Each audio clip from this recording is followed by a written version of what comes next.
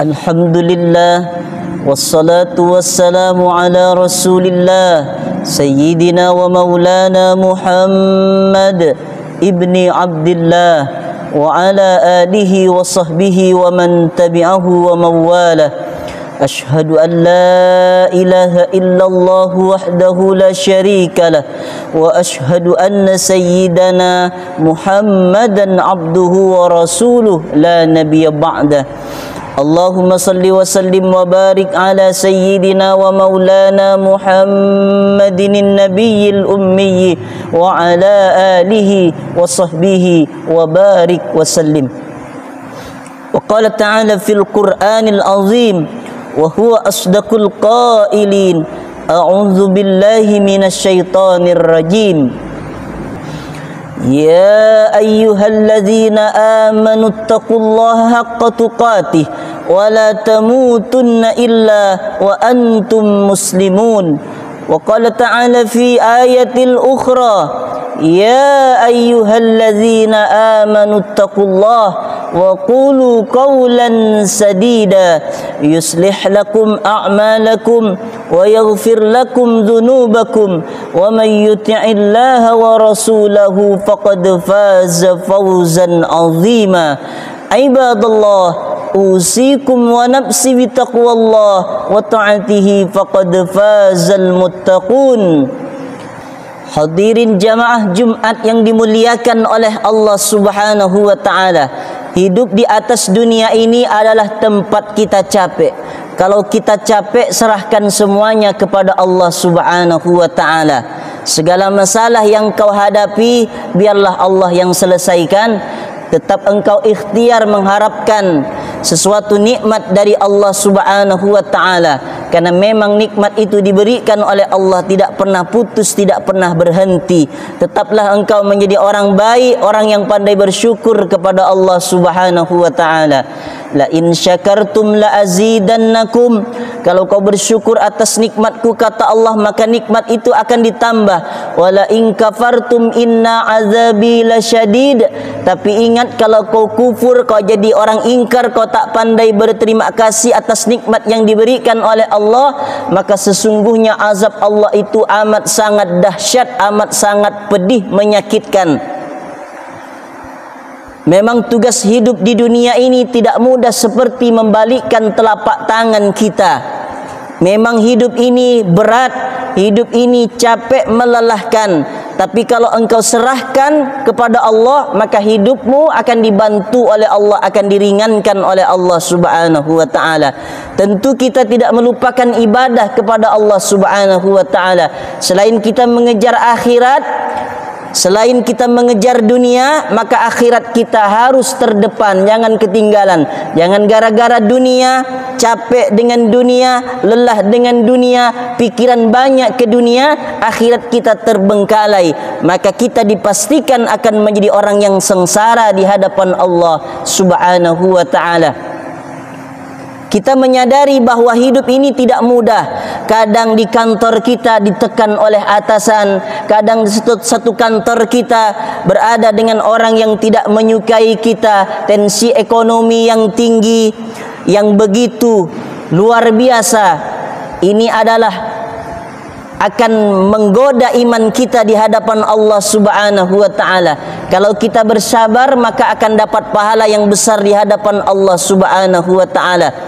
Innama yuwaffas sabiruna ajrahum bighairi hisab. Sesungguhnya orang-orang yang sabar itu diberikan pahala, diberikan balasan oleh Allah bighairi hisab. Tak dapat dihisab, tak dapat dihitung, tak dapat dikira.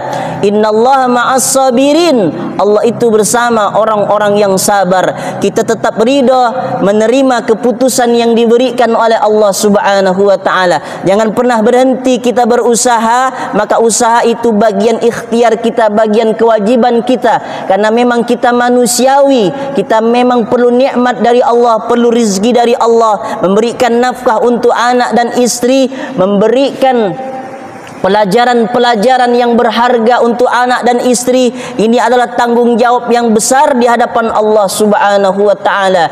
Kullukum ra'in wa kullukum mas'ulun an ra'iyatihi. Tiap-tiap kamu adalah pemimpin dan tiap-tiap pemimpin akan ditanya, dipertanggungjawabkan, ditanya atas apa yang dipimpinnya.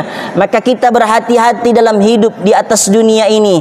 Kita perlu mengabdikan, menghambakan diri kita kepada Allah Subhanahu wa taala, supaya sujud kita nikmat di hadapan Allah, supaya saat sujud kita tidak menghadirkan dunia dalam solat kita, supaya kita tenang dalam kehidupan menjalani hidup yang diberikan oleh Allah Subhanahu wa taala. Kita harus ingat dengan janji Allah, ala bi dzikrillahi tatmainnul qulub.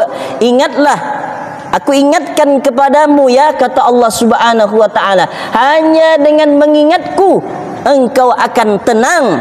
Belum tentu orang yang banyak harta itu akan tenang. Belum tentu orang yang rumahnya bertingkat itu akan tenang. Belum tentu uang yang banyak di tabungan orang yang kaya itu akan tenang kalau hatinya sempit, tidak mau beribadah kepada Allah Subhanahu wa taala, maka tidak akan merasakan ketenangan. Di mana letak ketenangan itu? Kata Allah Subhanahu wa taala, huwallazi anzala as-sakinata fi qulubil mu'minin. Dialah Allah Subhanahu wa taala yang sudah menghadirkan ketenangan dalam hati orang yang beriman, dalam jiwa orang yang beriman. Orang yang beriman itu jiwanya tidak kering. Orang yang beriman itu jiwanya akan tenang. Kun ma Allah, karena dia bersama dengan Allah Subhanahu wa taala. Hidup bersama dengan Allah akan damai. Hidup bersama dengan Allah akan tenang. Hidup bersama dengan Allah, Allah akan mudahkan segala kesulitan-kesulitan, diberikan kelapangan-kelapangan oleh Allah Subhanahu wa taala. Di samping itu, kita jalankan perintah-perintah dari Allah Subhanahu wa taala. Wa may yattaqillaha yaj'al lahu makhraja.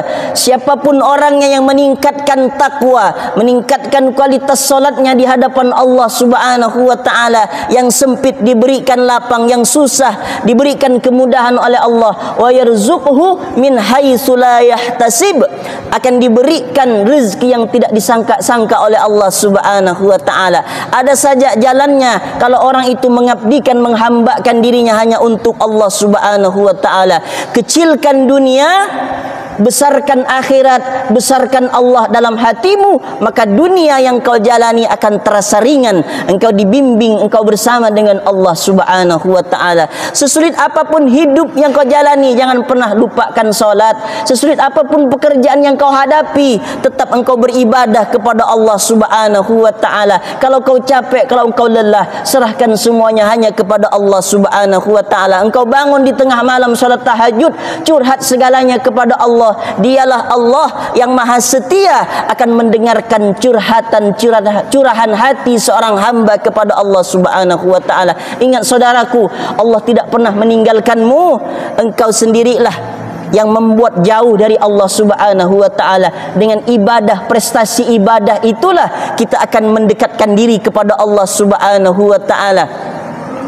Maka hidup yang kita jalani, kalau kita dekat dengan Allah, kalau kita mengabdikan, menghambakan, beribadah kepada Allah Subhanahu wa ta'ala, sesulit apapun hidupmu akan diberikan kemudahan oleh Allah Subhanahu wa ta'ala. Perkara-perkara yang mungkin menurut akal sempit kita tidak bisa diselesaikan, kalau kita bersama dengan Allah, minta petunjuk dari Allah Subhanahu wa ta'ala, maka akan diberikan jalan oleh Allah. Sesempit apapun rezekimu, kalau engkau beribadah kepada Allah, maka akan diluaskan oleh Allah. Jangan khawatir tentang rezeki Allah Subhanahu wa ta'ala. Jangan khawatir tentang nikmat Allah. Wa ma min dabbatin fil ardi illa 'alallahi rizquha. Hewan yang melata pun di atas muka bumi Allah sudah dijamin rezekinya oleh Allah Subhanahu wa ta'ala. Apalagi kita manusia yang dikasih otak, dikasih akal oleh Allah, maka kita akan bisa mengimbangi hidup di dunia ini bersama dengan akhirat kita. Maka insya-Allah hidup kita diberikan ketenangan oleh Allah saat pulang menghadap Allah Subhanahu wa ta'ala. Barakallahu li wa lakum fil Qur'anil azim, wa nafa'ani wa iyyakum bima fihi minal ayati wadh-dhikril hakim, wa taqabbala minni wa minkum tilawatahu, innahu huwal ghafurur rahim.